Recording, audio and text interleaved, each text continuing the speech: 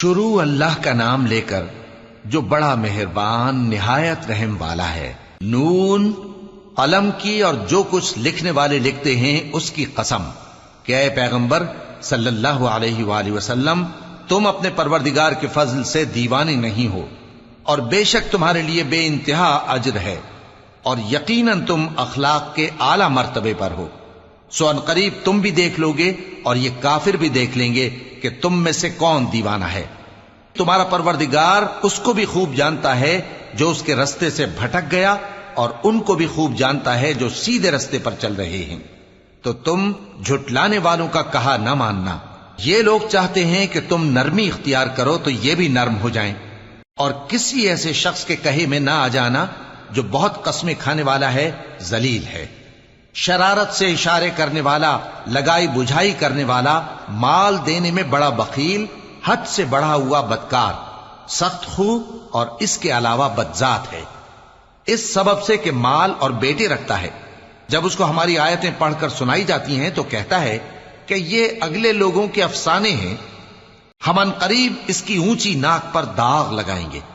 ہم نے ان لوگوں کی اسی طرح آزمائش کی ہے جس طرح باغ والوں کی آزمائش کی تھی، جب انہوں نے قسمیں کھا کھا کر کہا کہ صبح ہوتے ہوتے ہم اس کا میوہ توڑ لیں گے، اور انشاءاللہ نہ کہا۔ سو وہ ابھی سو ہی رہے تھے کہ تمہارے پروردگار کی طرف سے راتوں رات اس پر ایک آفت پھر گئی، تو وہ ایسا ہو گیا جیسے کٹی ہوئی کھیتی۔ پھر جب صبح ہوئی تو وہ لوگ ایک دوسرے کو پکارنے لگے کہ اگر تم کو کاٹنا ہے تو اپنی کھیتی پر سویرے ہی جا پہنچو۔ سو وہ چل پڑے اور آپس میں چپکے کہتے جاتے تھے کہ آج وہاں تمہارے پاس کوئی فقیر نہ آنے پائے، اور کوشش کے ساتھ سویرے ہی جا پہنچے، گویا پیداوار پر قادر ہیں۔ پھر جب انہوں نے باغ کو دیکھا تو ویران، کہنے لگے کہ ہم رستہ بھول گئے ہیں، نہیں بلکہ ہم بے نصیب ہو گئے۔ ایک جو ان میں سمجھدار تھا بولا، کیا میں نے تم سے نہیں کہا تھا کہ تم تسبیح کیوں نہیں کرتے؟ دوسرے کہنے لگے کہ ہمارا پروردگار پاک ہے، بے شک ہم ہی قصوروار تھے۔ پھر لگے ایک دوسرے کی طرف رخ کر کے ملامت کرنے، کہنے لگے ہائے شامت، ہم ہی حد سے بڑھ گئے تھے، امید ہے کہ ہمارا پروردگار اس کے بدلے میں ہمیں اس سے بہتر باغ عنایت کرے، ہم اپنے پروردگار کی طرف رجوع کرتے ہیں۔ دیکھو عذاب یوں ہوتا ہے، اور آخرت کا عذاب سب سے بڑھ کر ہوگا، کاش یہ لوگ جانتے ہوتے۔ پرہیزگاروں کے لیے ان کے پروردگار کے ہاں نعمت کے باغ ہیں۔ کیا ہم فرما برداروں کو نافرمانوں کی طرح نعمتوں سے محروم کر دیں گے؟ تمہیں کیا ہو گیا ہے؟ کیسی تجویزیں کرتے ہو؟ کیا تمہارے پاس کوئی کتاب ہے جس میں یہ بات پڑھتے ہو کہ جو چیز تم پسند کرو گے وہ تم کو ضرور ملے گی؟ یا تم نے ہم سے قسمیں لے رکھی ہیں جو قیامت کے دن تک چلی جائیں گی کہ جو کچھ تم طے کر لو گے وہ تمہارا ہوگا؟ ان سے پوچھو کہ ان میں سے کون اس کا ذمہ لیتا ہے؟ کیا اس قول میں ان کے کچھ شریک ہیں؟ اگر یہ سچے ہیں تو اپنے شریکوں کو لے آئیں۔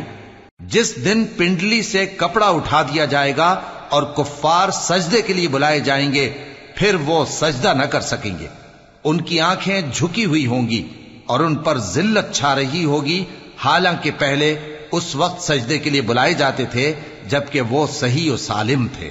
سو مجھ کو اس کلام کے جھٹلانے والوں سے سمجھ لینے دو، ہم ان کو آہستہ آہستہ ایسے طریق سے پکڑیں گے کہ ان کو خبر بھی نہ ہوگی، اور میں ان کو مہلت دیے جاتا ہوں، میرا داؤں بڑا مضبوط ہے۔ اے نبی، کیا تم ان سے کچھ معاوضہ مانگتے ہو کہ ان پر تاوان کا بوجھ پڑ رہا ہے، یا ان کے پاس غیب کی خبر ہے کہ اسے لکھتے جاتے ہیں؟ سو اپنے پروردگار کے فیصلے کا انتظار کیے رہو، اور مچھلی کا لقمہ ہونے والے یونس کی طرح نہ ہونا کہ انہوں نے اپنے رب کو پکارا جبکہ وہ دل ہی دل میں گھٹ رہے تھے۔ اگر ان کے پروردگار کی مہربانی ان کو نہ سنبھال لیتی تو وہ چٹیل میدان میں ڈال دیے جاتے مذموم حالت میں۔